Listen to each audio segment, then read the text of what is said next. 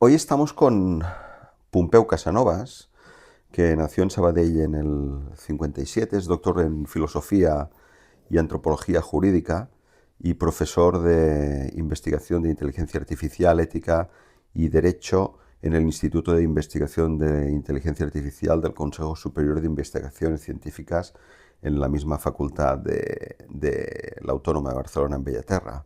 Acaba de publicar un libro que se titula, y es en catalán, Ética y ecosistemas jurídicos, Ética y ecosistemas jurídicos, del conocimiento social a la inteligencia artificial. Si tuvieras que resumir en una frase o en una idea, ¿cuál es la tesis de este libro o qué es lo que pretendes con este libro? ¿Cómo lo resumirías? Hay un resumen que es fácil de hacer, que es que ya lo dice el subtítulo, ¿no? Del conocimiento social a la inteligencia artificial. Hay dos ideas aquí. La primera es que cuando estamos estudiando cualquier aspecto de la sociedad humana, en realidad estamos estudiando el conocimiento colectivo, no solamente individual o personal, y el razonamiento colectivo, conocimiento y razonamiento. Y esto es lo que construye el andamio de las instituciones dentro de una sociedad. Esta es la primera idea. Hace 100 años no existía la inteligencia artificial, pero en la segunda mitad del siglo XX, después de la revolución de los ordenadores y de la revolución científica que vino no solamente a principios de siglo, sino después de la Segunda Guerra Mundial, en los años 50, por todo el desarrollo que hubo, entre otros de armamento, empezó a organizarse el conocimiento de otra manera. Por lo tanto, el conocimiento fue un objeto que podía reproducirse, que podía estructurarse y trabajarse de una forma que no había sido trabajada anteriormente. Cuando esto pasó a la circulación de las ideas y cuando empezó con Internet y con la posibilidad de la flexibilidad de la comunicación, esto produjo otro salto a principios del siglo XXI, del siglo que nosotros estamos, ¿no? Que es que el conocimiento social del que hablaba antes se estructuraba con representaciones de lenguaje artificial. Tenemos lenguaje natural y lenguaje artificial, y en los dos casos ha dado lugar a un tipo de organización distinta, que es la que tenemos ahora, ¿no? Que es una organización del conocimiento. Entonces, en el libro lo que indico es que esto estructura los que denominamos ecosistemas sociales. Ya no tenemos un ecosistema, sobre todo ahora, después de la inteligencia artificial, que no sea representado, que no pueda ser entendido por máquinas y que no revierta de alguna forma también a la socialidad a través de esa representación, de esa plasmación en lenguajes artificiales. Por lo tanto, la tesis del libro es esta. Tenemos un conocimiento estructurado y organizado que en estos momentos se representa en lenguajes artificiales y que genera nuevo conocimiento. Es esto lo que tenemos que controlar. ¿Cómo se genera este conocimiento? ¿Qué efectos produce? Hay efectos muy positivos, pero también hay efectos de limitación negativos que estamos empezando a ver y que tenemos que controlar. Tu libro es un compendio de los últimos trabajos de los últimos años. Es un ensayo, sí. Sí. ¿Tu posición ha ido variando? ¿Ha ido evolucionando o siempre has estado en la misma tesis o en la misma No, línea? siempre se evoluciona a partir del descubrimiento de nuevas cosas, nuevos resultados científicos, ¿no? Ahora tenemos la física cuántica y el ordenador cuántico, por ejemplo, ¿no? Que aún no sabemos cómo va a operar y qué efectos va a producir. Uh, es cierto que desde que empezamos a estudiar, digamos, la interacción y el conocimiento desde este punto de vista híbrido entre lo que son máquinas y lenguaje natural, y esto no es inteligencia artificial, esto es algo que hay que dejar claro, la semántica, la web semántica en lenguajes artificiales, Internet, no es inteligencia artificial. La inteligencia artificial empieza muy pronto, empieza en los años 50, siendo simbólica, con lenguajes de programación, pero hay otras vías, ¿no? Que se han desarrollado últimamente, que es la aplicación de la estadística avanzada, ¿no? De los sistemas neuronales, que también se hizo en los años 60 y 70 sin un resultado muy evidente. En esa época se habló de la hibernación de la inteligencia artificial, porque no estaba dando los resultados que se habían prometido, ¿no? Luego sí los dio, luego sí los dio. Pero en el momento en que se aplicaron nuevas técnicas, se avanzó en teoría de la probabilidad, se aplicaron matemáticas de otro tipo y a partir de aquí, junto con Internet, la semántica y la organización del conocimiento, vino la explosión de los LLMs, de los Large Language Models, de los Foundational Models, etc., ¿no? Entonces, no es que yo haya siempre tenido la misma idea, sino que hemos ido viendo cómo evolucionaban las sociedades a través de la organización de su conocimiento. Y esta es la tesis esencial. Si uno tiene que entender qué tipo de identidad tenemos, qué tipo de estructura social, qué tipo de organización social, necesitamos estudiar el conocimiento, cómo se organiza el conocimiento y con qué tecnología. Porque eso está desde hace 4.000 años, esto no es nuevo. ¿Con qué tecnología? Si lo hacemos así, probablemente tengamos más posibilidad de entender qué es lo que está sucediendo. Es decir, en definitiva, quién somos, qué estamos produciendo. ¿Tú viviste el invierno de la IA? Sí, sí. Sí, en esa época, eran los años 70, 80, yo ya me interesaba sobre todo por alguien que acabamos traduciendo, que lo tradujimos nosotros, que es Herbert Simon. Herbert Simon, Alan Newell, toda esta gente empezó a estudiar, empezó, digamos, hace los años 30, no ahora, pero en los años 50 es cuando empezó ya la palabra, ¿no? Nació la palabra, inteligencia artificial, y empezaron a hacer incluso libros de divulgación como el que te voy a citar ahora, que es The Science of the Artificial, las ciencias de lo artificial, donde Simon estructura el conocimiento a través de lenguajes simbólicos en psicología, en economía y en ciencia política. No solamente en la técnica de lógica o de lenguajes por ordenador. Tanto es así que le dan el Premio Nobel de Economía en el año 73. Por lo tanto, sí, yo vi y me interesé por la inteligencia artificial y por los lenguajes formales en esa época que yo empezaba, digamos, a estudiar.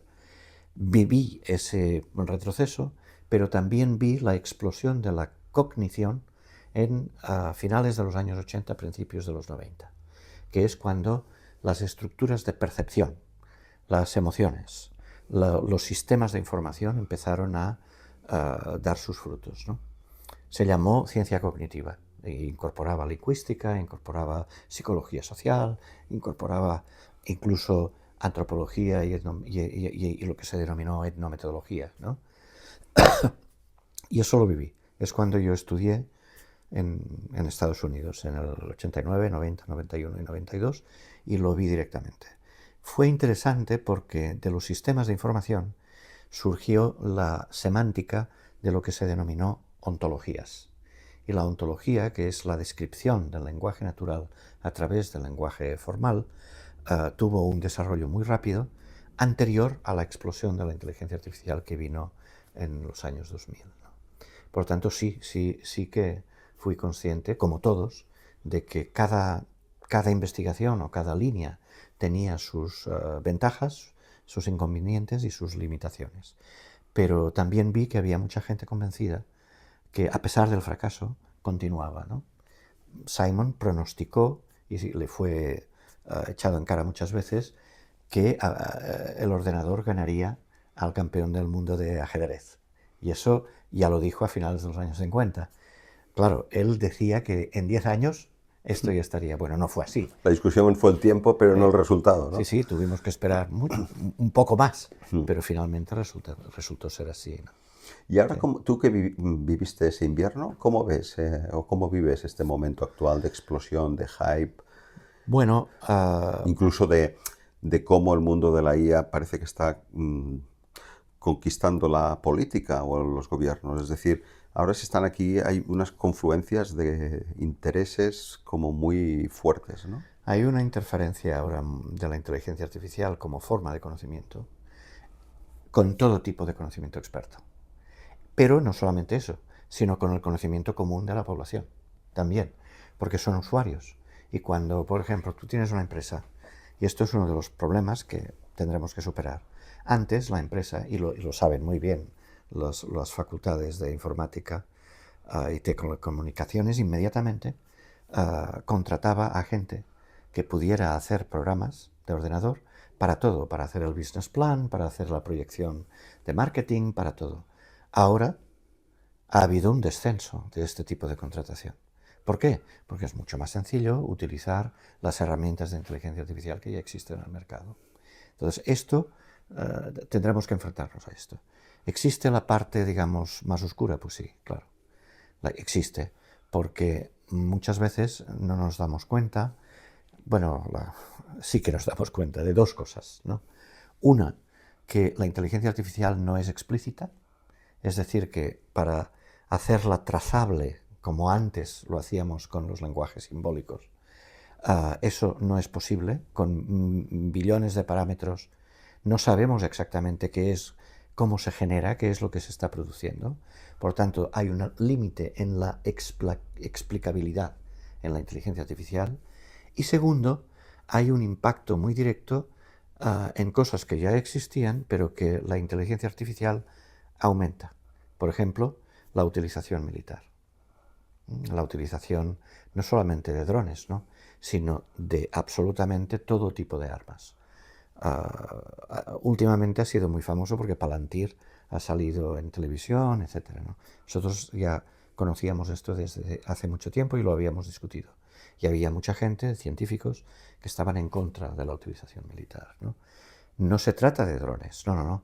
Se trata de los sistemas de información que pueden llegar a cualquier persona, a cualquier nivel que esté en una situación de guerra y aumentar las posibilidades de tener éxito.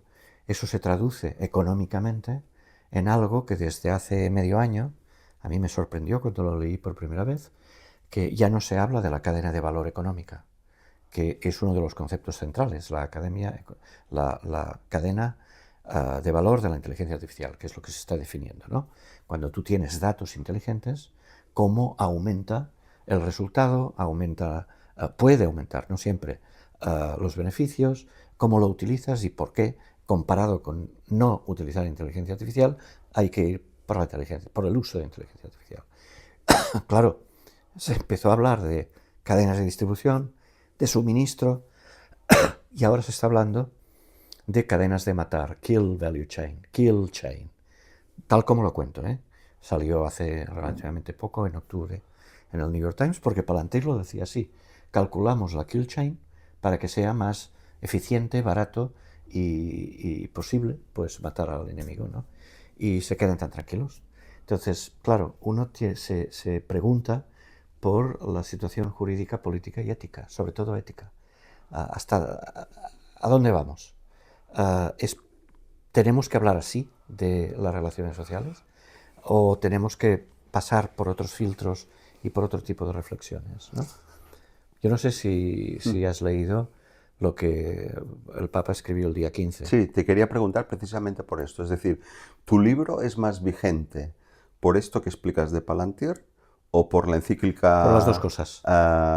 Por las dos cosas, porque Magnifica Humanitas? para mi sorpresa, y una agradable sorpresa, el Papa es matemático. Claro. Por lo tanto, entiende hasta el final todo lo que lee y todo lo que se produce con inteligencia artificial. Hay un punto del que hoy hablábamos en un proyecto que tenemos, que es el punto, te recomiendo el punto 179. Ese punto es donde él dice, habla de la maldad y habla de lo que se puede producir con sistemas incontrolados, ¿no? Y por lo tanto dice, bueno, es que se pueden producir esclavos. ¿Por qué? Porque el consumidor se convierte en un esclavo dependiente y las empresas tienen que ser conscientes del tipo de instrumento que están poniendo en el mercado y que están ofreciendo, digamos, a una humanidad que se adapta y que va a constituirse en función de lo que se le está ofreciendo, ¿no? Es la opinión, digamos, creo yo, mayoritaria, ha sido muy positiva. A mí me ha sorprendido, porque Claro, no estás acostumbrado a leer encíclicas. Claro. ¿No? Hacía Claro, tiempo que no las leíamos. no, él lo fundamenta en León XIII, ¿no? De Rerum Novarum. Y por lo tanto, como es normal, hace la historia y se trata de una exposición muy clara, pedagógica, como se quiere llamar, pero de una exposición prístina de la doctrina social de la Iglesia. Pero lo que me ha sorprendido es hasta qué punto muchos científicos no católicos y el Papa están de acuerdo en tener que poner sobre la mesa la dimensión ética y la dimensión política y social para intentar comprender hacia dónde vamos, ¿no? Y ¿Tú crees que este papa se puso el nombre de León sí, XIV sí. ya sabiendo que su leitmotiv y su gran aportación sería un posicionamiento sobre la IA en la No, humanidad no lo sé, o sobre la revolución que la IA supondrá a nuestra sociedad? esto no lo sé. Es difícil de entender o de por qué un papa se pone su nombre, ¿no? Pero después de lo que ha escrito, después, queda claro que él se pone León XIV a continuación de León XIII. Y León XIII es quien se enfrenta al cambio, a la revolución tecnológica e industrial en su época. Y se enfrenta con los conflictos, en este caso, de las clases sociales, y esto aboca a la Primera Guerra Mundial y a la Revolución Rusa, prácticamente en la misma época, ¿no? 1917. Entonces, probablemente el Papa ya tenía en mente que estábamos ante un cambio social radical o muy fuerte y que él quería continuar con esa doctrina social de la Iglesia que la Iglesia ha venido construyendo durante el siglo XX. Yo creo que después de leer lo que ha escrito, es razonable pensar así. Ahora, si es así, no lo sé, no creo que el Papa diga, voy a escribir sobre inteligencia artificial. No, creo que él más bien ha querido ver o presentar un problema global y no se puede presentar el problema social global hoy en día sin tener en cuenta la tecnología y la inteligencia artificial y que por eso ha tenido que escribir sobre esto, ¿no? Pero ha escrito muy bien, no hay errores y sobre todo hay esa visión, esa proyección que creemos que es muy necesaria y que otros científicos están haciendo también, ¿no?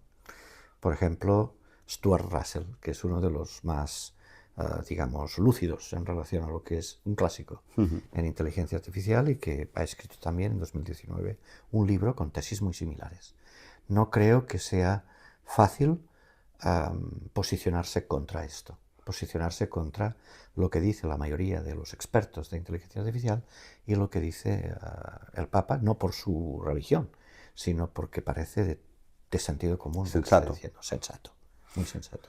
Y, y por otra parte también es como que un papa que se enfrenta a Donald Trump, que de alguna manera está aliado con los grandes magnates de la tecnología, Absolutamente. también necesita tener un discurso al respecto para plantar cara, ¿no? No sé si el hecho de que uno de los fundadores de Anthropic estuviera ahí Hubiese... es anecdótico es decir que No, yo en, es estudiar, esto ¿sí? sí, sí, No, esto... no, no anecdótico en el sentido de que no fuera buscado, sino que no equivale al peso que tiene Trump teniendo a todo Silicon Valley de su parte, ¿no? Bueno, Trump como fenómeno, ha sorprendido a todo el mundo. Porque claro, no ha seguido reglas, no ha seguido el derecho internacional, le importa muy poco la idea que pueda tener el mundo de Estados Unidos, sino que directamente va directamente al beneficio económico y político y punto. Entonces esto lo justifica todo. Claro, un discurso como el del Papa, lo que hace, aparte de poner los puntos sobre las is, es directamente hacer un discurso muy bien elaborado y en el fondo muy sencillo de explicar, oponiéndose a lo que es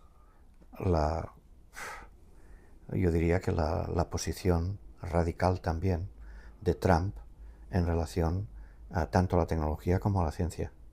Mira, hace muy poco hemos escrito una asociación de 135.000 investigadores que se llama 6G, porque es los 6 grupos de investigación, institutos más importantes de Europa. La Max Planck, que es quien ha tenido la idea, la Max Planck, pero también está Leibniz, también está el CNRS, el CNR, nosotros el CSIC, ¿no?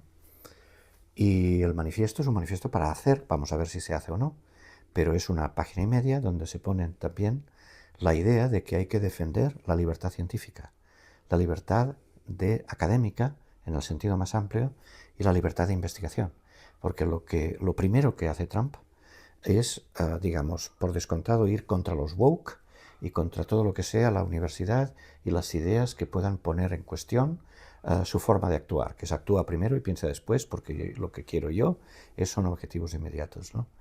Por lo tanto, la universidad americana ha sido una de las primeras damnificadas, juntamente con la administración.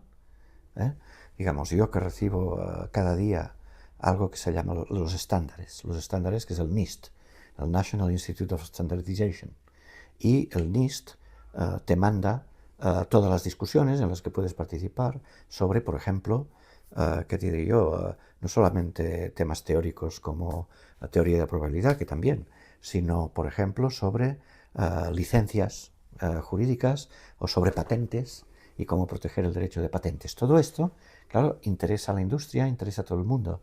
Pues bien, yo que estaba siguiendo el tema de las patentes, de pronto me encuentro un mensaje del NIST cuando entro diciendo, mira, perdona, no hemos podido avanzar porque nos han cortado la financiación.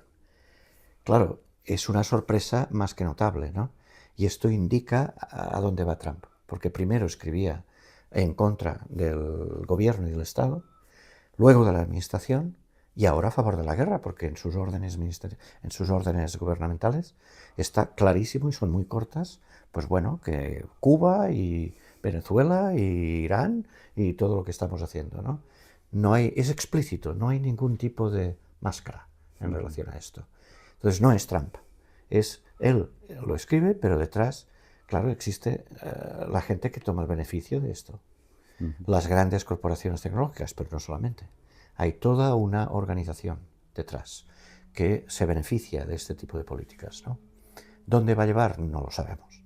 Pero está claro que alguien como el Papa, justo después de que Trump saliera como Jesucristo, si te acuerdas, Sí. claro que esto escandalizó, digamos, no solamente a todo el mundo católico, sino a todo el mundo a secas, ¿no? Sí. Pues después de esto salga un texto que es muy elaborado, que seguro que ha venido reflexionando durante meses y meses antes de hacerlo público, ¿no? Pero es un texto que obviamente ha sido ya muy leído y que lo será más aún, ¿no? Porque pone los puntos muy bien puestos. Y independientemente de lo que tú creas, ¿no? Porque claro, él dice la fe, el conocimiento, a dónde vamos, en fin, todas las bases teológicas, ¿no? Puedes prescindir de eso. Si tú no eres católico o eres de otra religión o eres agnóstico, lo que sea. Lo que él está diciendo es 1.1, una buena descripción desde el punto de vista técnico, donde no hay errores y reconoce tanto el beneficio como los límites de una nueva forma de conocimiento, y 2, que hay que hacer una reflexión conjunta, comunitaria, también con los no católicos. No solamente es una cuestión de religión o de fe o de comunidad católica, no, con todo el mundo para ver a dónde vamos y cómo lo utilizamos y qué se está haciendo, ¿no? Se produce la paradoja de que los demócratas y una parte de Silicon Valley, que era más bien demócrata, se han entregado a Trump. Y en cambio, este Papa, que la Iglesia Católica en principio pues tendría que estar muy alineada con un presidente republicano, se ha enfrentado y le ha plantado cara a Donald Trump, ¿no? Entonces, ¿qué está pasando en Estados Unidos para que un papa, que por otra parte también es norteamericano, sea el que le tenga que parar los pies a Trump y en cambio los Allman y tantos otros se han entregado y están con Trump? Bueno, hay mucha gente que no... ¿Qué es el dinero? Hay mucha gente en las universidades que está en contra. Y sobre todo en la parte Harvard, científica, ¿no? muchos más de los que conocen, están en contra. No solamente la Ivy League, sino las universidades a cualquier escala, ¿no? Pero es difícil de contestar la pregunta porque una cosa es el conocimiento de las universidades y esto en Estados Unidos es muy marcado, no de ahora, ya de hace muchos años. Hay una diferencia entre la gente que ha podido acceder al conocimiento superior y a la universidad y la gente que no lo hace y que no ha salido del país. Y son el 80%, si no recuerdo mal, de los americanos que no pueden viajar fuera, por limitaciones, por lo que sea, por falta de financiación, por lo que sea. La cuestión es que Trump está conectando con estas capas que antes votaban al Partido Demócrata. Probablemente nos estemos enfrentando a una renovación futura del Partido Demócrata dándose cuenta de los errores anteriores, porque ¿cómo es posible que haya dejado de escuchar qué es lo que estaba sucediendo a nivel, digamos, a ras de suelo en las ciudades, ¿no?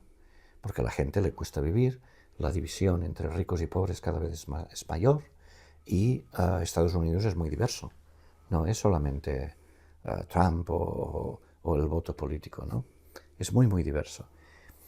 No sabemos qué es lo que va a suceder y explicar qué es lo que ha pasado en Estados Unidos con una sola explicación es difícil. Probablemente hay varias, a nivel económico, a nivel social, a nivel político, y tendríamos que separar por áreas económicas, es decir, por campos, por profesiones, por territorios y por, y esto es muy importante, agrupaciones sociales. En Estados Unidos que yo conocí, hay gente ahí que puede hablar mucho mejor que yo ahora, pero la última vez que fui a una conferencia fue en 2014, si no recuerdo mal, en el área de Nueva York, y ya vi una gran diferencia con lo que yo había vivido, ¿no? Por lo tanto, creo que sencillamente Trump ha sido hábil en la conexión con gente que estaba sufriendo de dos cosas. Primero, de la dureza de la vida cotidiana económica, y lo segundo, de no tener a quién hablar, ¿no? Que es la ausencia del Partido Demócrata cuando tendría que haber estado ahí. Es curioso que esto pase después de Obama, ¿no? Digamos, eso es lo curioso, que la gran, digamos, esperanza de Obama fue sucedida por lo contrario, como la ley del péndulo, ¿no? Aún tenemos que ver qué es lo que ha pasado y aún no hemos acabado de entender bien qué ha sucedido. Tu ensayo, Ética y ecosistemas jurídicos, se entiende más porque porque eres un europeo y porque estamos en Europa, que somos los campeones de la regulación, No. o intentas hacer un dibujo global No, una no. reflexión global al margen de... Es global por una sencilla razón, porque yo no soy solo catalán, soy australiano también, Exacto. después de vivir un tiempo en Australia.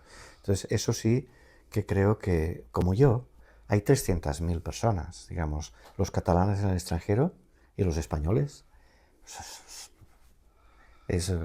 Ya te digo, nosotros calculamos unos 320.000 solo de catalanes, fuera, pues imagínate españoles, ¿no? La gente joven o la gente en investigación o la gente ha tendido a salirse. Algunos viven a caballo, otros no van a volver y otros tienen la idea de volver, pero cada vez va a ser más difícil, ¿no? A medida que vives fuera, resulta más difícil volver. Pero cuando ves y tienes la experiencia, claro, tienes que hablar de lo que conoces, y lo que conoces no es solamente Cataluña o España o Europa. Tu caso es, pasas una buena parte del año en Cataluña, pero luego estás en Australia, Sí, o mira, 50-50.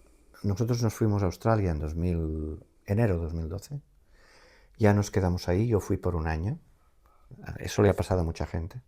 Yo tenía mi sabático en la Autónoma de Barcelona y nos fuimos, porque ya conocíamos Estados Unidos, teníamos niños pequeños y sabemos la dureza de estar en Stanford con niños pequeños, porque la gente lo tiene en los laboratorios, ¿no? Es carísimo, entonces es un problema. Y entonces dijimos, con mi mujer, con Marta, dijimos, mira, vámonos, teníamos amigos en Australia, no lo conocemos, pues nos vamos ahí. Y una vez ahí, a Marta se le ocurrió, digo, bueno, ¿y por qué no? Ella era una exicrea, digo, ¿por qué no, digamos, aplicar, ¿no? Y sí, aplicó y inmediatamente obtuvo una plaza, ¿no? Entonces digo, bueno, ¿qué hacemos ahora? Digo, bueno, pues mira, yo voy a ir y voy a volver y voy a combinarlo, lo combiné y hasta que ya fue muy difícil de hacer dos cosas al mismo tiempo. Y entonces pasamos 4 o 5 años allí, yo ya como profesor, como catedrático de investigación, ¿no? Y si en realidad volvimos, hay varias razones, ¿no? Pero una de ellas es también la pandemia, ¿no? Porque eso implicó que las universidades en Melbourne pasasen durante 5 años, 4 o 5 años, aún ahora, pasasen de 60 millones, por ejemplo, a 30, porque no tenían alumnos del extranjero. No podían, estaban completamente cerrados. Entonces eso provocó una crisis y mucha gente que estaba trabajando allí dijeron, bueno, pues en mi caso era claro que tenía que volver, pues estaba bajo la ley de la ciencia. Pero probablemente hubiera combinado como antes. Y ahora combino, pero combino menos. Pero bueno, mis hijos son australianos, Martín está allí estudiando ya y bueno, es su cultura y probablemente nosotros... ¿Ellos viven allí? Sí, sí, nosotros volvamos a combinarlo. Cuando estás fuera, pues estás siempre con un pie dentro. Y entonces tú que tienes esta visión tan global y porque la vives de una manera clara, ¿cómo ves a Europa ante el tema de la IA? ¿Estamos perdiendo competitividad? Bueno, es contradictorio lo que pienso. Por una parte, a partir sobre todo del GDPR, de lo que es el General Data Protection Regulation, que es un reglamento que duró 4 años la discusión, desde el 2012 hasta que se aprobó en 2016 y se implementó, y entonces produjo lo que se ha denominado el efecto Bruselas en todo el mundo: defensa de la privacidad, defensa de la personalidad, defensa de los posibles efectos de intervención dentro de la vida cotidiana, ¿no? Por lo tanto, eso es positivo, pero por otra parte, esto se combina, porque esto implica regulación, ¿no? Esto se combina con dos cosas que no hay que olvidar. Una, la tensión entre la soberanía nacional de los estados y lo que es Europa, que no tiene constitución, porque fracasó la Constitución Europea. Por lo tanto, esa tensión de Estado nacional soberano con una especie de soberanía que intenta Bruselas y la Comisión en Bruselas y el Parlamento en relación a legislar para toda Europa, eso está ahí siempre y siempre sale en un determinado momento, ¿no? Esto es una cosa. Y la segunda, que la digo con, digamos, tengo que pensármela un poco porque a veces la siento de forma muy fuerte, es que Europa se cree, vamos a decirlo así, superior a lo que es. Desde fuera, Europa es un lugar donde se va de vacaciones, lamento decirlo. Pero claro, si tú sabes que las 50 empresas más grandes del mundo, solamente 4 de las tecnológicas son europeas, y aún, ya te estoy diciendo todo, ¿no? Digamos, Europa puede decir lo que sea, que solo va a valer en Europa, cuando ahora va a tener que defenderse, va a tener que luchar. Y se ve muy claro en este último año que se está defendiendo como puede, y hay que apoyar y hay que hacerlo, pero se está defendiendo de una batalla donde no está en la mejor posición estratégica, digamos. ¿Y tú qué compartes más? ¿La línea de la Europa que aprueba la AI Act o lo que propone Mario Draghi en su documento? Bueno, la pregunta es interesante porque a partir de que Mario Draghi y Letta, por otra parte, empiezan a escribir, se provoca algo así como un retroceso de la aplicación de la inteligencia, de la ley de inteligencia artificial. Esto empezó a partir de enero, febrero del año pasado, del 2025. Empieza lo que es, se denomina el Compass, empiezan a sacar reglamentos y leyes y sobre todo políticas para aumentar la inversión en inteligencia artificial y en talento, pero ¿cómo lo hacen? Lo hacen, uno, desregulando, cuando dicen, no, vamos a hacerlo mejor y vamos a detraer límites administrativos, ¿no? Pero no lo han hecho. Cuando desregulan, y si no, bueno, ponen aún más trabas porque ponen más oficiales en medio, ¿no? Si tú tienes que hacer una empresa ahora y eres joven y tienes que hacer una spin-off y una startup, bueno, pues prepara el 20% de tu presupuesto en tener que pagar por los papeles que tienes que presentar, diciendo que está claro que estás respondiendo a la pirámide de riesgos que la ley de inteligencia artificial ha dibujado, ¿no? Claro, es un poco raro esto de que tú tengas que invertir cuando eres joven, cuando tienes 20 años, 21, 22, 23, tanto para poder lanzar tu empresa, ¿no? Entonces ahí yo creo que Europa podía haberlo hecho mejor, ¿eh? Porque por una parte ha intentado desadministrativizar y ha acabado desregulando, y por otra parte son 26 los reglamentos posibles, por ejemplo el de responsabilidad, que ya estaba hecha la directiva, y la sacaron, ¿no? La sacaron, dicen, no vamos a hacer una cadena de responsabilidad. Bueno, entonces, ¿cómo regulas tú cuando hay un daño? ¿No? Dicen, no, ya tenemos otras cosas. Bueno, vale, pero ¿cómo lo hacemos? No ha habido una armonización de las dos tendencias, de la tendencia de incentivar y de la tendencia de sancionar. Eso espero que se resuelva, porque no ha habido esta armonización. Vamos a hacer gigafactorías, ya hay 8 factorías, vamos a invertir, pero el resultado de esto aún está por ver. Y de alguna manera es verdad que lo que se está produciendo es que los jóvenes se están yendo a Asia, se están yendo a Estados Unidos, se están yendo a otras partes, que no son exactamente Europa para poder desarrollar su idea, ¿no? Estamos así. Yo creo que en los próximos 2 años esto podremos ver hacia dónde se decanta. Y luego hay otra idea, que es que la AI Act europea pretende regular una inteligencia artificial que ya está en otra fase. Es decir, sí, esto ya lo sabían, ¿eh? Sí. Entonces, ¿cómo casa esto? Es decir, bueno, porque tú que has estudiado...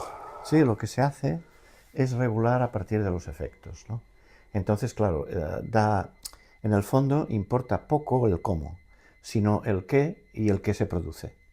Y entonces se ha hecho una pirámide de riesgos, ¿no? Es decir, bueno, vamos a poner líneas que no pueden, líneas rojas, digamos, arriba de todo, ¿no? Por ejemplo, cuando se tocan emociones, o cuando se hace un perfil sociológico, o cuando se intenta coger todas las imágenes posibles sin que lo sepa el individuo, ¿no? Todo esto se prohíbe. Vamos a ver, por ejemplo, en salud lo que produce riesgo, y entonces hay otra capa.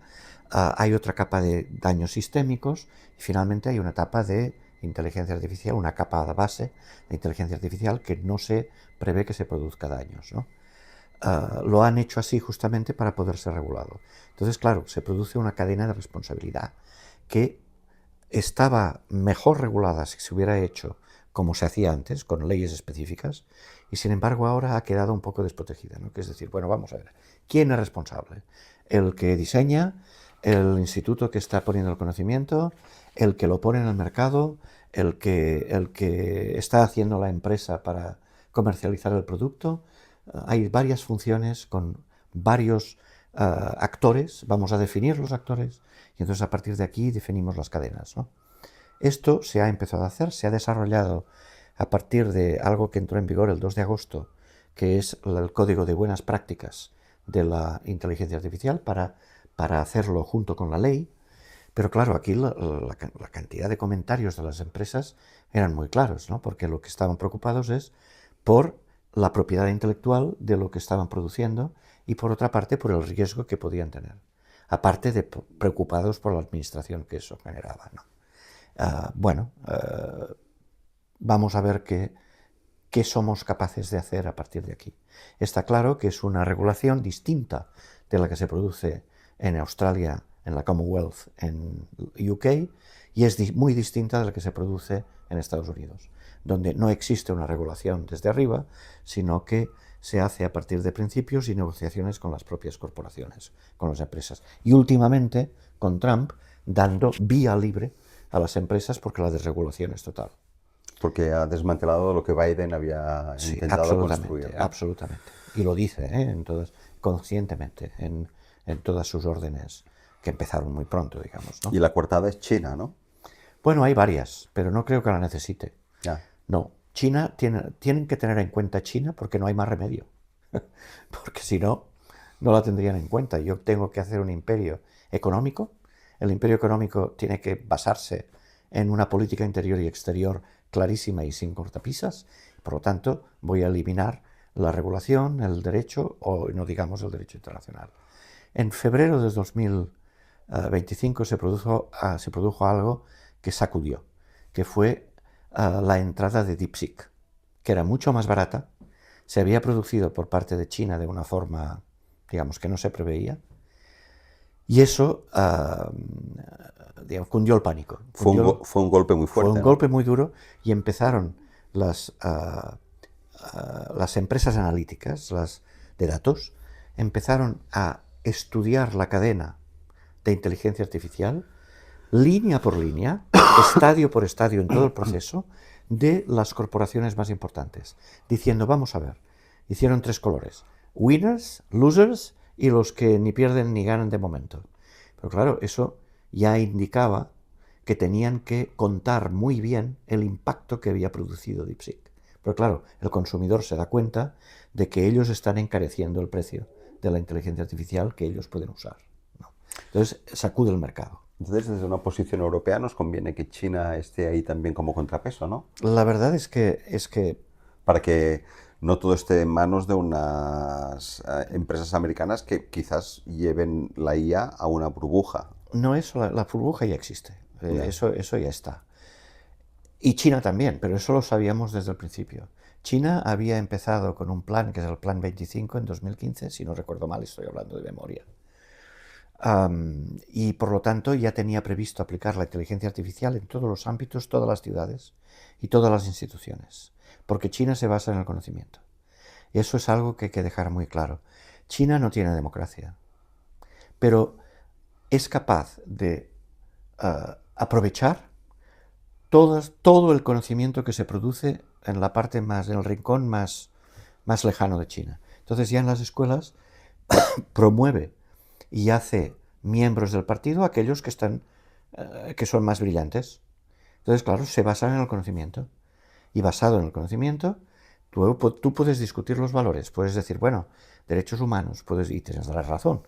Puedes decir, bueno, aquí no hay la libertad de contraponer de quién custodia al custodio, ¿no? Digamos, de quién controla al controlador.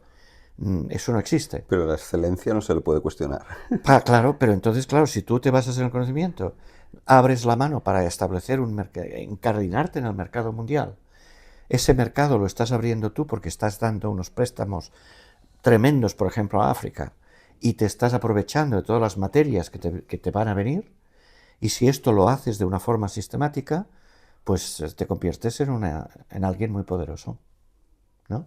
Y puedes, además, ellos también tienen un ejército y también tienen la bomba que tienen que tener, es decir, están en una situación de paridad, ¿no? Eso lo sabíamos todos ya desde el principio, y también sabíamos cómo utilizaban la inteligencia artificial porque lo empezaron a hacer muy pronto, y no se escondían de ellos, sino decir, no, los jueces, vamos a hacer jueces artificiales, y entonces lo que pasa por el petty crimes, las faltas, pues lo vamos a hacer con inteligencia artificial para que los jueces puedan dedicarse a los casos realmente difíciles, complicados, ¿no? Entonces han creado un sistema donde tienen que controlar el crecimiento y tienen que controlar la inflación y tienen que controlar que no se les desbande, digamos, los precios y el equilibrio entre oferta y demanda, pero una vez aceptado esto, tienen muchas ventajas, porque claro, la descentralización es costosa. Entonces, ¿qué prefieres? ¿Tener una centralización mucho más barata que produzca efectos positivos y que la gente puede, y diciendo, no, enriquécete, puedes vivir mejor, etcétera, aunque tengas que controlar y dar un carnet de buen ciudadano a todo el mundo, de manera que las sanciones es que no te vas de vacaciones? ¿Qué prefieres, esto o que la gente puede votar pero no puede acceder económicamente a lo que le corresponde? Entonces, de alguna manera hay que buscar ese equilibrio que es geopolítico e interno. Es una dictadura, pero es que la palabra misma de dictadura y de democracia ha variado. Ya no podemos verlo desde la misma perspectiva. Y cuidado, yo soy un demócrata radical, no estoy defendiendo a nadie, pero tenemos que volver a definir los términos de gobernanza jurídica, política y ética. porque con los que tenemos no podemos hacer buenos análisis. Esta es mi ¿Tú crees que la posición. IA obliga a redefinir lo que es una democracia, o la idea de gobernanza, o lo que es la política?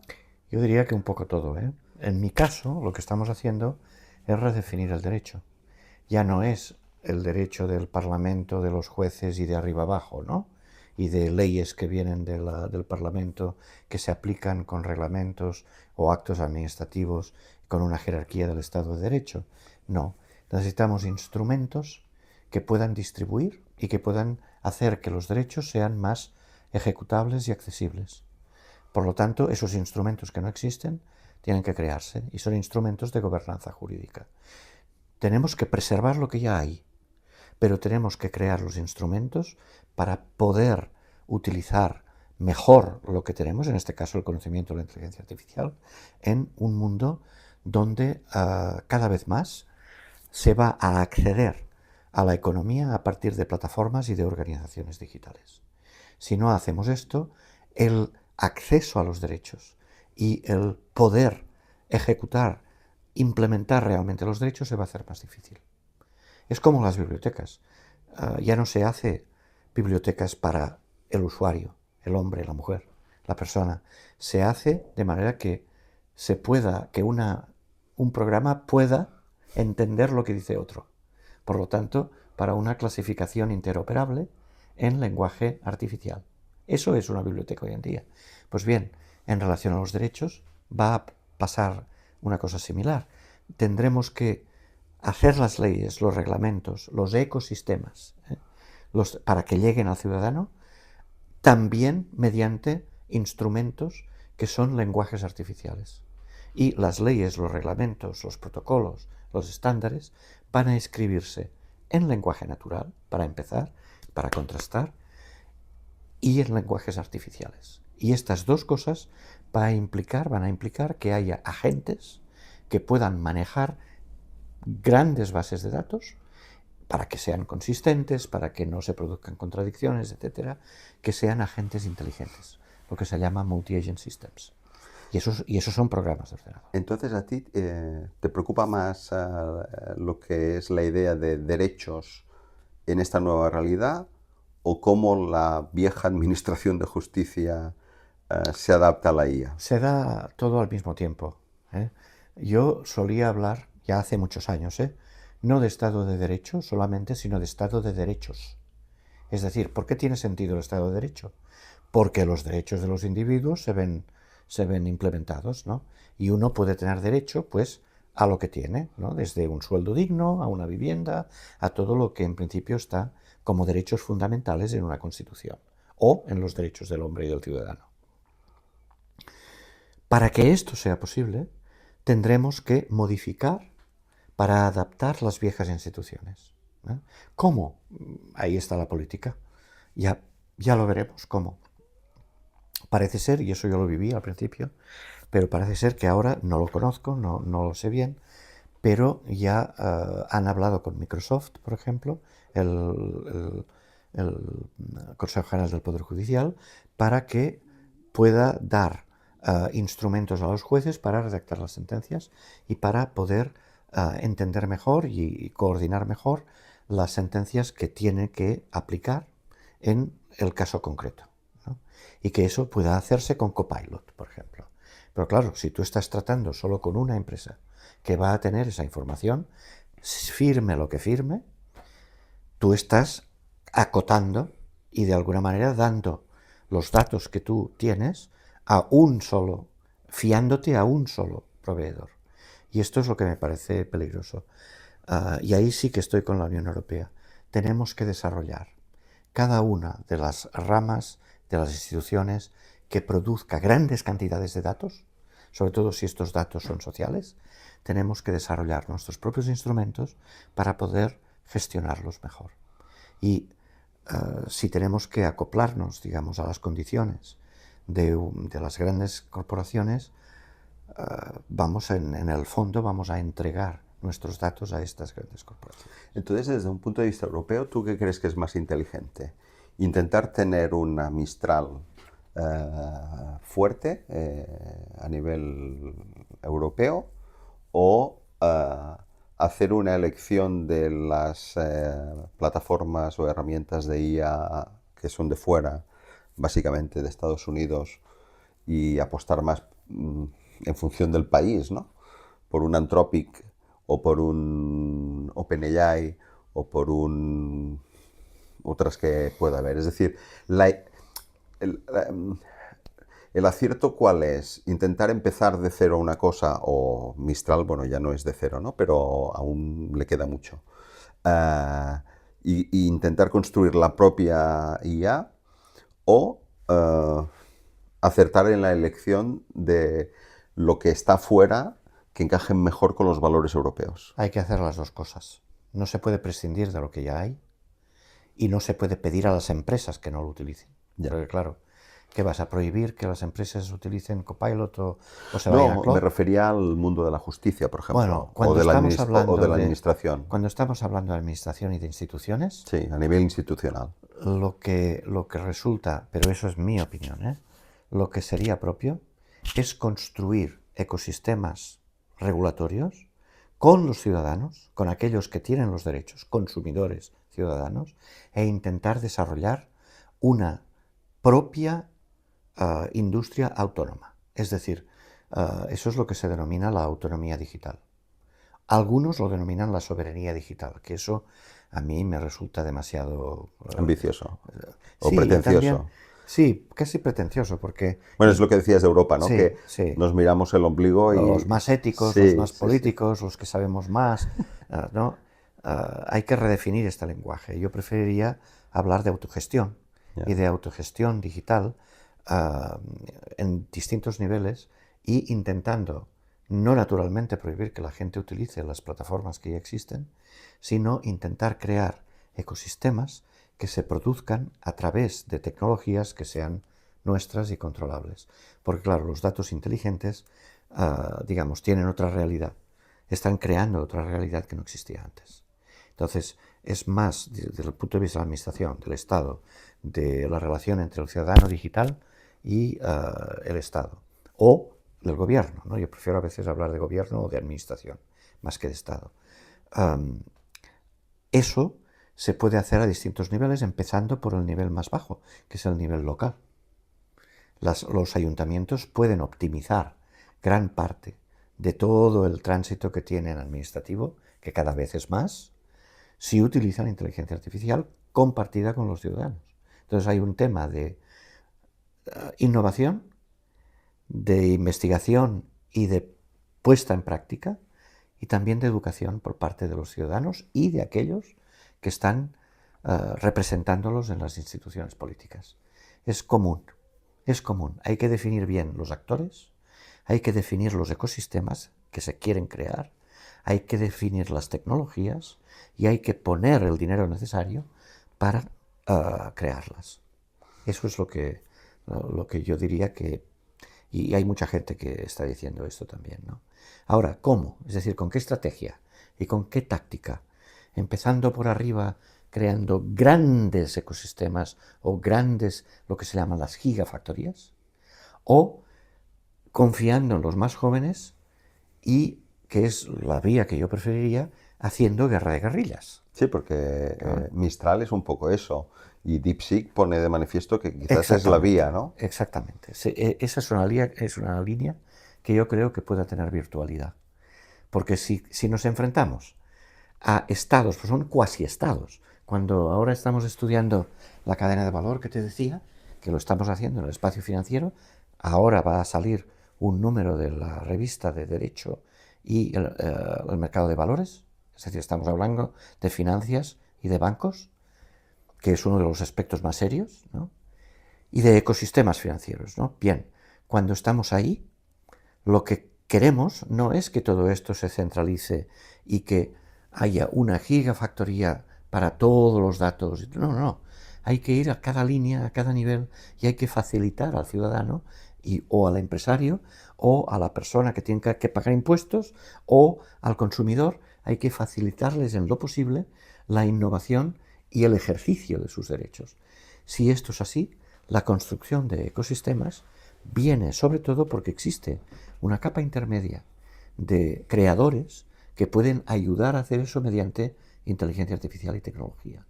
Yo me dirigiría a ellos, es decir, al conocimiento experto, creativo, joven, y apostar por ahí, ir por ahí. Claro que también lo hace la Unión Europea, también dice que lo hace la Unión Europea, pero la realidad es que se enfrentan, un joven se está enfrentando con muchos obstáculos a la hora de hacer una...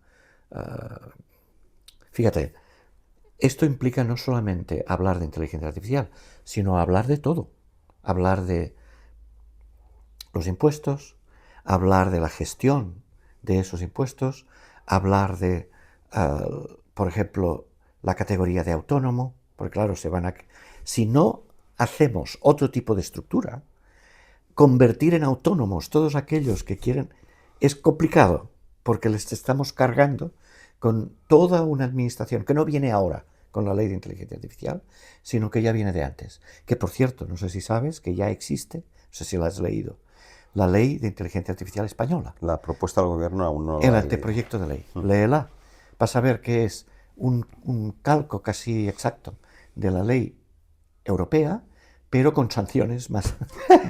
Sí, porque en España te quería precisamente preguntar por este tema. ¿Tú cómo ves a España? Porque dentro de esta superbia, quizás sería la palabra europea, España parece que somos los campeones de los más, es decir, quizás la posición francesa es más inteligente o es más pragmática, o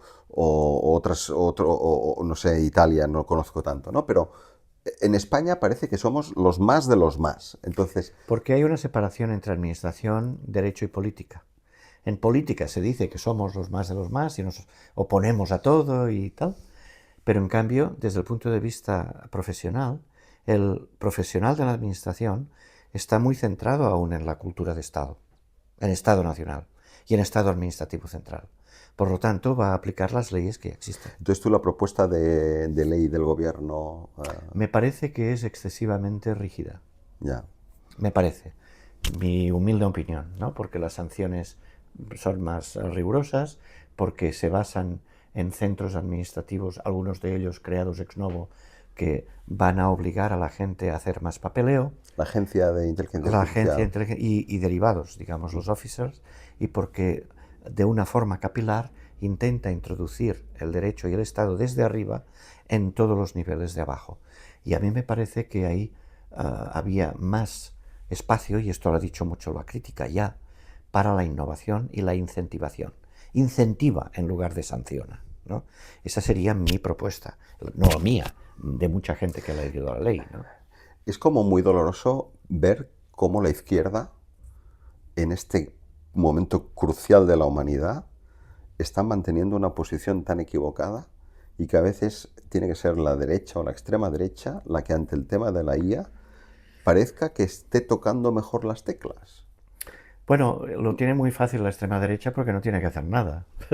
Se apunta a la desregulación total y libre. Pero la izquierda no está sabiendo interpretar. Porque la izquierda intenta defender los derechos. Sí, pero de un mundo viejo. Pero, claro, lo hace con instrumentos que son instrumentos que hay que defender, que están ahí, hay que tener muy en cuenta, pero son instrumentos que nos vienen del Estado de Derecho del siglo XX. Entonces, claro, si tú no creas los instrumentos nuevos, por ejemplo, la capacidad que tenemos de dejar de sancionar, porque podemos establecer en todas partes lo que se llama sandboxes, ¿no? Que también está en la ley española, y era una de las innovaciones de la ley europea, que son espacios de innovación y de experimentación protegidos, ¿no? Sandboxes es los sandbox es el juego de arena, ¿no? Es ¿cómo se dice en castellano esto? El arenal, sí, es sí. una sandbox, ¿no? Sí. Nosotros traducimos por eso un espacio jurídicamente protegido de innovación. Bien, esto puede multiplicarse. Pueden hacerse cantidad de experimentos, por ejemplo, para que los sistemas de pago ya no se hagan con dinero ni digital ni no digital, sino que se hagan con instrumentos que directamente vayan a la función. Y haciendo esto, Tú estás optimizando, por ejemplo, el blockchain, porque te puede hacer un sistema de pagos más seguros y con una evaluación mucho menor, porque es inmediato. Tú haces instrumentos que funcionan en una compliance, en un cumplimiento en tiempo real. Claro, esto ahorra mucho dinero, ahorra mucho esfuerzo y ahorra y protege de la tentación continua de gastar mal el dinero, es decir, de la corrupción, ¿no? Esto es posible hacerlo, ya hemos empezado a hacer algunos experimentos con esto, ¿no? Pero claro, eso significa variar la idea que se tiene del pago, variar la idea que se tiene del dinero, variar la idea que se tiene del contrato, variar todo lo que tengas que variar, pero que está en el Código Civil o que está en los instrumentos jurídicos para poder adaptarlos a un mercado muy rápido y a un ciudadano que se ha adaptado aún más rápidamente a ese mercado. Entonces, ¿cómo lo vamos a hacer? Innovando, pero también dentro de la administración. Esa sería, digamos, un poco mi posición, ¿no? Es posible hacerlo, sí, pero no mediante una interrelación política que tenga en cuenta solamente los derechos del pasado, ¿no? Estaría horas y horas hablando contigo de estos temas que son apasionantes, pero tenemos que ir acabando. Una última pregunta. Pompeu Casanovas, ¿qué inteligencias artificiales utiliza en su día a día?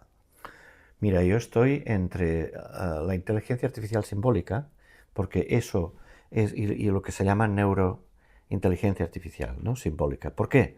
Porque cuando construyes modelos de regulación, y yo lo que estamos haciendo es hacer modelos de regulación en tiempo real, automático, lo que haces es hablar de reglas y extraer reglas de normas. Una norma, por ejemplo, prohibido fumar en esta casa. Esto te define las condiciones, te define la acción y un functor de prohibición o de permisión. Yo puedo decir permitido, prohibido, haz lo que quieras, facultativo.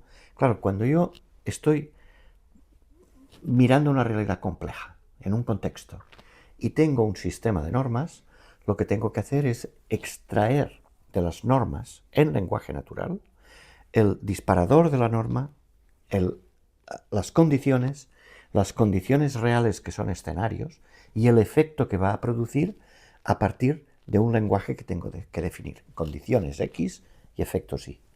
Si yo hago eso, estoy haciendo inteligencia artificial simbólica, a la que intento utilizar esto con datos. Entonces son datos inteligentes, por lo tanto, tengo que utilizar una inteligencia artificial que ya no es simbólica. En los prompts que yo hago, por ejemplo, o en lo que tiene que tener en cuenta la condición de la norma para ser lanzada, ¿no? Eso ya se hace mediante la inteligencia artificial, digamos, generativa. Entonces, estamos, como todo el mundo, yo, como todo el mundo, estamos mezclando o estamos intentando hacer simbióticas distintos tipos de inteligencia artificial. En el Instituto de Inteligencia Artificial lo que ha predominado hasta ahora es la inteligencia artificial que ellos han definido institucional, es decir, instituciones electrónicas. Y esto se hacía mediante sistemas multiagente o agentes inteligentes que estaban utilizando reglas. Ahora tenemos que incorporar toda la otra parte, es decir, los LLMs, por ejemplo, ¿no? Pero nunca se da, se puede dar, pero nunca se da en un objetivo social una inteligencia pura, es decir, solamente LLM o solamente simbólica. Cuando se hacen instrumentos de regulación, se utiliza todo lo que tienes a mano. Y ahí estamos. Digamos, de qué forma podemos construir una inteligencia artificial institucional aplicada a las instituciones sociales y políticas y jurídicas, que al mismo tiempo te defina lo que es el efecto mediante reglas extraídas de normas, pero que se alimenten mediante los instrumentos más poderosos que vienen de la inteligencia artificial generativa. Este libro, Ética y Ecosistemas Jurídicos, ¿ya se ha presentado? Sí, lo presentamos. Bueno, la verdad es que yo hice el libro, también porque el CSIC lo quería, ¿no? Pero hice el libro como, digamos, la recopilación de ensayos que acompañan a otras investigaciones, ¿no? Entonces, es muy variado. Hablo de política, hablo del Estado de Derecho, hablo de la web 3.0 y 4.0. Al final de todo ya entra lo que es la inteligencia artificial generativa. Hablo de algo muy interesante que se dio en 2010, que son los mapas de crisis. No sé si esto has oído hablar de eso. No. Esto es interesante porque lo cogió la ONU, en la OCHA, la Organización de Derechos Humanos de la ONU, porque en 2010 hubo una serie de gente, entre otros Marta, está ahí, que Marta Poblet. sí, empezó a tener la idea de recoger la información que se daba a la base cuando existía un conflicto social serio, que podía ser una guerra, podía ser un terremoto, un tsunami, porque claro, ahí la gente tenía unas necesidades inmediatas, impresionantes, ¿no? ¿Quién lo sabía? La gente de pie ahí en la ciudad, ahí sobre el terreno. Pues bien, ¿cómo podíamos conectar las necesidades que esta gente tenía y que podían decir, con las instituciones que podían inmediatamente actuar? La Cruz Roja, la red de hospitales, etc. Esto se llamó mapas de crisis, crisis mapping. Entonces se dedicaban a hablar con gente que eran informantes, a pie de terreno, como muchas veces, fíjate lo sencillo de los problemas, esta gente no hablaba inglés. Entonces teníamos traductores en otra parte del mundo que traducían esto y entonces se pasaba directamente a las instituciones que podían ayudar, generalmente internacionales. Esto lo vio la organización de la OCHA, de Derechos Humanos de la ONU, e inmediatamente invirtió en esto. Pero después del 2011, esto empezó en 2010, 2011, 2012, y luego ya se generalizó los tsunamis de Tokio, por ejemplo, los terremotos, etc., ¿no? Entonces, ahí de alguna manera se ve, ahora ya se está utilizando inteligencia artificial para ir más rápido, pero se ve que es posible construir estrategias que sean muy prácticas, ¿no? Y que permitan una organización social mejor y más efectiva, ¿no? Estoy intentando recordar ahora el nombre de la primera plataforma africana que hizo eso.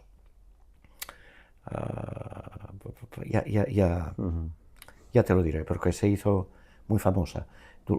Empezó a monitorizar, por ejemplo, las elecciones en los lugares problemáticos, ¿no? Y entonces la información pasaba de una forma mucho más directa. Eran plataformas que luego se denominaron plataformas cívicas. Y ahora se habla ya de inteligencia artificial cívica, que es la que hace la conexión entre necesidades de la sociedad civil, como la que te estoy hablando, de lo que te estoy hablando, con sea organismos administrativos del Estado o de la sociedad civil que permiten ayudar y dar soluciones. O sea, esta idea de la IA cívica, ¿tú crees que es como una segunda oportunidad de lo que en su momento fue la Internet cívica? No, claro. Porque Internet al principio era así, era colaborativa, sí, y tenía esta autenticidad. De una forma muy directa, lo que se llama tecnologías cívicas, civic technology, civic tech, se denominaron así, era porque la gente, los propios ingenieros se dieron cuenta que podían ayudar con la tecnología que tenían. Te voy a poner un ejemplo muy concreto de un amigo mío, que aún estamos trabajando, Tariq Neshnash. Tariq estaba en China y era un ingeniero jefe de Microsoft, pero él era marroquí. Entonces quería hacer cosas para su país. ¿Qué es lo que hizo? Te estoy hablando de 2010 y 2009, 2010. Se fue a Marruecos y fue cuando Hassan, si recuerdo bien, quería reformar la Constitución.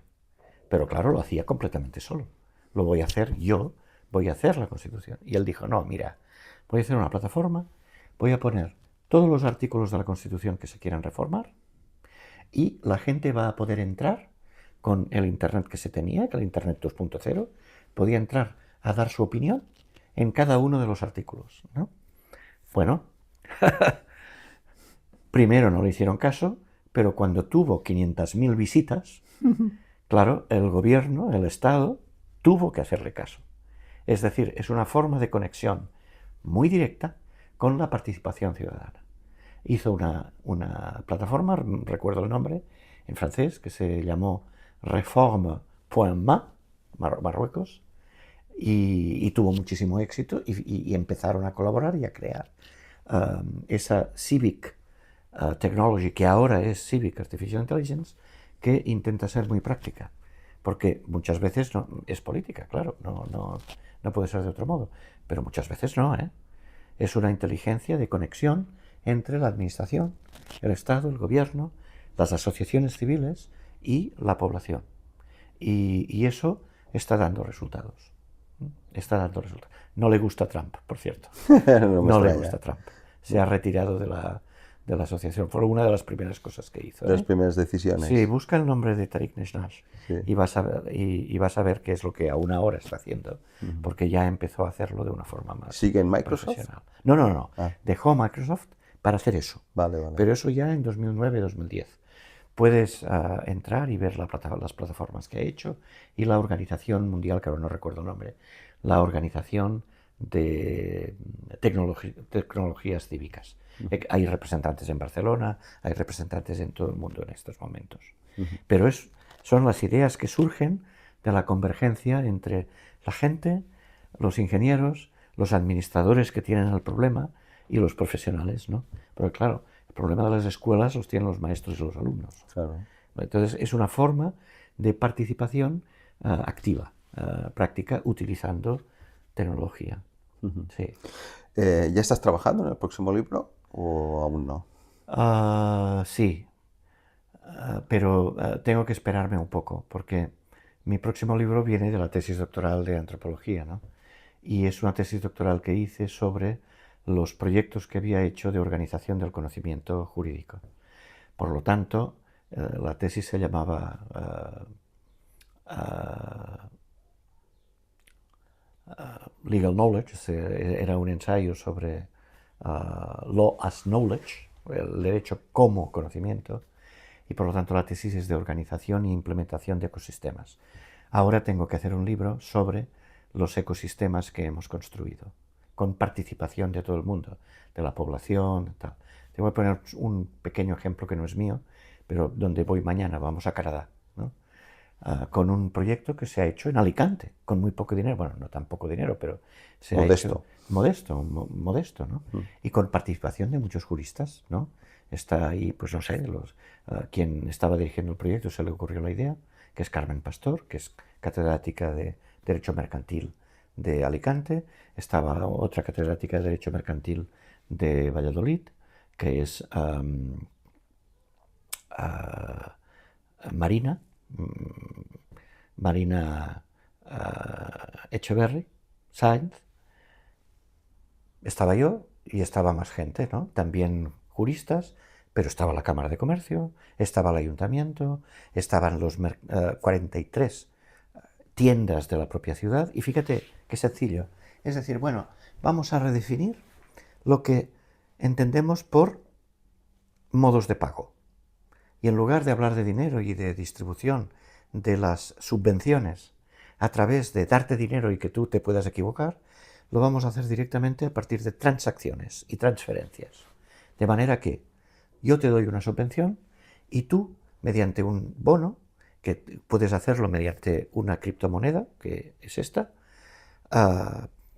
que nos hemos inventado, tú te vas a estos comercios que la aceptan, compras lo que tengas que comprar entre comillas, cambias con ese bono y ellos pueden inmediatamente convertir esto en dinero, en euros, porque el ayuntamiento se hace cargo de ello y la Cámara de Comercio también. Se hace muy rápido mediante una aplicación, se utiliza blockchain para asegurar y eso cambia completamente la relación que tú puedes tener con el dinero, con las transacciones y con la forma de dar ayudas públicas. Tú das ayudas públicas de ese modo, en tiempo real, y olvídate de la preocupación, claro, de la preocupación luego de tener que comprobar, de las auditorías, etc., porque es inmediato. Entonces, si tú haces eso y eres capaz de construir, ¿qué haces? Un ecosistema. Es decir, hay funciones repartidas, hay la manera, los módulos para hacerlo, hay los objetivos muy claros, están los actores y todos tienen su función y sus reglas. Entonces, ¿qué haces? Haces el derecho en vivo, y esto en este caso es un caso de financiero, ¿no? Entonces, como esto, puedes imaginar 1000 situaciones, en la bolsa, donde sea. ¿Eh?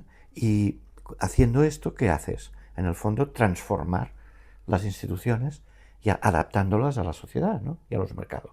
Pues bueno, eso es lo que es hacia dónde vamos, qué es lo que estamos haciendo. ¿Qué será al final? Yo creo que será una conjunción de todas las iniciativas que están ahora ocurriendo, ¿no? Pero es un poco distinto del mundo que teníamos antes. Es distinto. Tenemos que utilizar otros instrumentos que también son instrumentos de regulación. Fáciles de usar, pero que tienen que aprenderse y tienen que, sobre todo, entrar como posibilidad, ¿no? Si eso entra como posibilidad real, estamos transformando la sociedad, estamos transformando los mercados. Y de alguna manera es la idea que mucha gente está teniendo. Se define de otro modo el dinero, que son las criptomonedas. Ahora están intentando hacer el euro digital, por ejemplo. Problema, ¿qué hacemos? ¿Banco central o federación? ¿Y lo descentralizamos o no? Nuestra idea es descentralizarlo, ¿no? Y entonces que se opere, ya se está haciendo. En los fintech se opera con licencia del banco, pero tú eres una entidad financiera que opera de forma distinta. Hay muchas posibilidades, pero como ves hay que redefinir todo el espacio. Y redefiniendo solo una parte, reformas todo. No se puede hacer como silos, ¿no? Digamos, como compartimentos estancos. No. Se tiene que hacer de una forma coordenada, colectiva, con negociaciones y con todos aquellos que están afectados para hacerlo. La idea es muy básica. No dejes que alguien domine o aplique, vamos a decirlo así, no implemente, aplique una tecnología y te la aplique a ti. Porque entonces tú ya no vas a poder decir nada, ya no vas a poder participar. Fíjate mejor de aquel que construya la tecnología teniendo en cuenta tu idea, tu participación y tu conducta. Haciendo esto, tienen que definir primero los actores y el ámbito. Y haciendo el ámbito, construyen la institución. Es más fácil y más razonable hacer eso, que es por lo que apoya el Papa, por cierto, es lo que el Papa está diciendo, no solamente nosotros, que no desde arriba abajo, sea el Estado, sea el banco, o sea Europa, o sea Trump, lo aplique directamente a alguien que vamos a llamar ciudadano o consumidor, ¿no? Esta sería un poco la idea, crear ecosistemas. Y en los ecosistemas crear la participación necesaria de todos los implicados. No es tan difícil, hay que cambiar la mentalidad. ¿Eres optimista? Yo creo que sí, porque se va a hacer de todas formas. Yeah. ¿Y sabes cómo? Lo están haciendo ya las corporaciones. ¿Por qué? Porque las corporaciones han cambiado la estrategia. Por eficiencia. Claro, primero aplicaban la cadena de valor a partir de la competición entre ellas, ¿no? Que es la cadena de valor clásica. Ahora no vamos a hablar ni de nombres, ni de teorías, ni de nada, solo la idea básica, ¿no? Que es decir, aumenta tu valor en relación a la competición de otro que está ofreciendo el mismo producto. Pero claro, eso no funciona así. Aumenta el valor de tu producto en relación a tu competidor porque el consumidor te prefiere a ti, por lo tanto aumenta el valor del consumidor. Se llama estrategia lock-in y tiene una doble. La primera es que el consumidor, al estar más satisfecho, no se va a mover de tu plataforma. La segunda es que puedes ser muy torticero y impedir el opt-out para hacer difícil que se vaya a otra plataforma. Yeah. ¿Lo ves? Entonces, ahí otra vez la tensión. Hacer esto con la administración pública y políticamente implica abrir los business model también a la ciudadanía, de forma que la gran corporación no implemente solo su institución, sus reglas, su lock-in system, de manera que a ti te resulte muy difícil salir de lo que ellos te proponen. ¿No? Esto nos llevaría muy lejos porque hay otro movimiento que también se da en paralelo, que es el de Rules as Code, el de las normas como programa, ¿no? Porque esas mismas corporaciones regimentan tu comportamiento, te impiden como consumidor o como usuario que tú hagas otra cosa. Ya te lo están limitando. Claro, son reglas que te están imponiendo. Algunas de estas reglas son ilegales, ¿sí? Claro. Pero lo que está claro es que son autónomas. Por eso la gente habla de los gobernantes o gobernadores, governors, de la cadena de valor, porque dominan el valor creado a través de la economía de plataforma. Nos llevaría muy lejos, pero ves un poco la idea, ¿no? Hay que democratizar desde abajo, del centro afuera, del centro hacia arriba, y no hacerlo ni de arriba abajo ni de abajo arriba solamente, sino teniendo en cuenta la estructura tecnológica que estás utilizando. Y para acabar, ¿los agentes en este sentido son un problema, una amenaza? No, son una posibilidad. ¿Sí? Sí. Un agente normativo es un agente que te va a ayudar a ti a tomar decisiones. La única cosa... Un agente de IA, ¿eh? Sí, van a tomar decisiones en escenarios que ellos tienen que representarte por ti. Y esas decisiones van a ser muy rápidas y pueden beneficiarte. Problema, tienes que controlarlo. Tienes que controlar. ¿Y cómo? Doble. Por una parte, tú. Pero por otra parte, con programas de control también de inteligencia artificial. Muchas veces la gente esto no lo ve. Solamente la inteligencia artificial es capaz de controlar la inteligencia artificial. Por lo tanto, cuando hablamos de una estrategia mixta, hablamos de la capacidad humana de comprender lo que está haciendo la gente, pero también, y la decisión que él puede tomar independientemente de la de la gente, pero también de los programas de control y advertencia que hay que implementar y construir en cada caso para hacer la gobernanza de la inteligencia artificial razonable. Fíjate que lo que el Papa está insistiendo tiene nombre, ¿eh? Se llama principio de subsidiariedad. No sé si lo has leído, pero significa que todo aquello que pueda hacerse a nivel micro, todo aquello que pueda hacer la sociedad civil, tiene que poder hacerlo.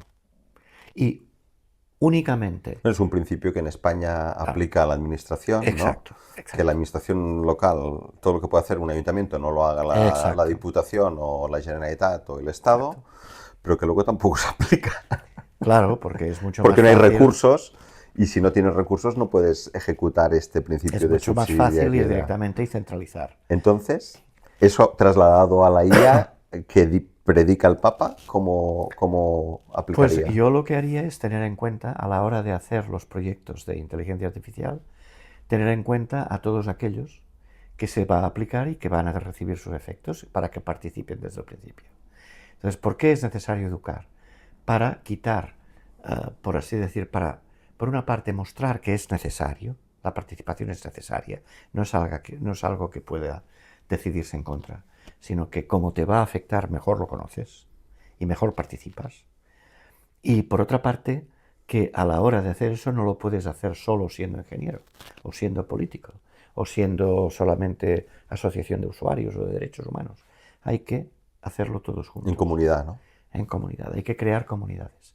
Y solamente las comunidades van a hacer algo que sea legítimo. Porque claro, una cosa es la legalidad y otra cosa es la legitimidad que tú puedas tener, porque el efecto es positivo y la gente lo reconoce así.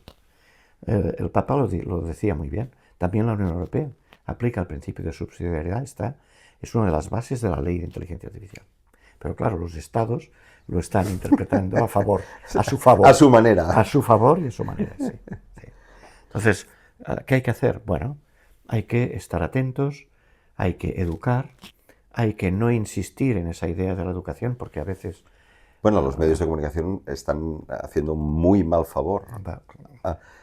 Porque claro, tú estás haciendo un discurso que es muy tecnooptimista, pero que en el fondo, en un contexto de hostilidad mediática a todo lo que es inteligencia artificial, es muy difícil que esto cuaje y que esa alegría o ese optimismo que había cuando apareció Internet, ahora tenemos una sociedad defensiva o anti, ¿no? Antitecnológica, antidigital, etcétera, etcétera. Pero es que esto es inevitable. Esto es como lo que pasó... Es el péndulo, ¿no? Es inevitable, digamos. Tú, con buen sentido, ves las dificultades, ves cómo te puede afectar negativamente, con buen sentido. Y al mismo tiempo, entonces te pasas y dices, no, es que hay que ir en contra. El problema es que no puedes. No vas a ir en contra de algo que va a producir valor a aquellos que están invirtiendo, Ya. sea empresa manufacturera o sea empresa de diseño. Por lo tanto, es como si, digamos, como no te gustan los efectos, niegas la mayor. Y lo que a mí me parece que se puede hacer es explicar mejor, uh, educar mejor y sobre todo no creerse que estás educando desde la superioridad, sino desde el conocimiento. Es decir, conocemos cómo va a funcionar y qué es lo que se está produciendo, por lo tanto, vamos a compartirlo. El cómo es difícil, pero ahí está la imaginación del administrador y del político, ¿no? Lo que pasa es que estamos en un momento en el que parece que el ludismo es lo más guay, ¿no? Es lo más progresista. Y en el fondo es una idea absolutamente reaccionaria. Sí. No tiene sentido. Tiene sentido planteárselo porque vemos Bueno, tú los vienes de efectos. Australia, donde ahí han querido limitar el tema de No, los y menores. lo van a hacer porque Australia está discutiendo esto desde hace muchos años. Tienen reglamentos y tienen protocolos que son públicos, que accede todo el mundo, y generalmente se ponen de acuerdo con bastante facilidad. Entre otras cosas porque tienen una población bastante homogénea, con la salvedad del problema de los aborígenes en el que no quiero entrar. Pero esa población, cuando se trata de proteger a los hijos y sobre todo la educación que tienen, es muy comunitaria. Yeah. Los parques, los grandes parques, por ejemplo, por poner un ejemplo, los grandes parques en las ciudades australianas los ha hecho la gente del barrio. Y son ellos los que lo cuidan. Las bibliotecas de libros, tú puedes pasearte por la calle y son bibliotecas de casas como esta, donde yo pondría, lo haría aquí si esto tuviera efecto, Sí. cogería una estantería, la pondría afuera y diría libros para todo el mundo. Llevároslo o devolvérmelo con otro libro. Claro. Y eso funciona y te puedes encontrar con cantidad de librerías así, de bibliotecas así en Australia. Entonces es una cultura comunitaria y es más fácil ponerse de acuerdo sobre hacer cosas en común. Ahora también con la inteligencia artificial. Y si han dicho, no, ya estamos hartos, hasta aquí, y vamos a prohibirlo, es porque tienen la experiencia de haberlo discutido antes. La única cosa que yo creo que aquí está faltando es la discusión pública real con todos los barrios, con toda la gente. Porque la gente está cansada y la gente no va a aceptar algo que venga de arriba, claro, que venga de arriba, ¿no? Si se explica bien, se tiene que explicar con toda la humildad posible y haciendo ver qué hay para mí, es decir, qué ventaja vas a tener, por qué te conviene conocerlo, ¿no? Ahora con esto que se llama Smart Cities, por ejemplo, hay una oportunidad y el Ayuntamiento de Barcelona lo está haciendo. Dudo, y el de Bolonia, porque es el caso de una tesis doctoral que ahora tenemos, ¿no? Por tanto, conocemos esto. Pero ¿qué pasa? Bueno, muy bien, tenemos que llegar a los más vulnerables. Pero ¿cómo hacemos que los más vulnerables se interesen y ganen confianza en relación a una administración y un poder del que desconfían de forma natural? ¿Lo ves? Uh-huh. Si yo voy a gestionar tu pensión con inteligencia artificial, mejor te interesas para ver cómo funciona, ¿no? Porque tú vas a poder ejercer tu derecho a través de la tecnología. Pero hasta que no tengas pérdidas, no vas a ver realmente que esto tienes que conocerlo, Claro. ¿no? Pues bien, cuando tú eres una persona que tiene problemas económicos, que está viviendo en casa de un amigo, que la cantidad de mujeres solas con hijos, ¿no? Si encima esto lo ven como una carga o como algo que lejano, claro, no se van a interesar de entrada. Tienes que poderlo enseñar a partir de los beneficios que puede producir. Yo no soy un genio, no sé cómo hacerlo, me parece un problema de primera magnitud. ¿Cómo llegar a aquellos que van a participar del ecosistema para mostrar que la tecnología puede dar beneficios generalizables y escalables? ¿Cómo puedo hacer eso? Es imaginación, pero es un auténtico problema. ¿Por qué? Bueno, la gente está muy tocada, la gente no llega a final de mes, la gente no puede alquilar un piso, y en estas circunstancias, ¿no? Es muy difícil. Es difícil, tienes que cambiar no el discurso, no, la política. Y cuando la gente se lo crea, entonces será más fácil. Entonces, no es que yo sea optimista o pesimista, es que veo una realidad que es muy compleja. Y la tecnología ha venido en un tiempo muy rápido y en un tiempo muy pequeño. Entonces, los espacios que produce y los efectos son muy duros, ¿no? Porque el efecto que van a ver es que a mí no me contratan porque tienen cloud, ¿no? Y pagan 120 euros las empresas y tienen un perfecto para hacerles mucho mejor que cualquier ingeniero joven lo que quieren, ¿no? Ese es el efecto que van a notar inmediatamente. ¿Cómo contrarrestar esto? Yo creo que desde distintos frentes.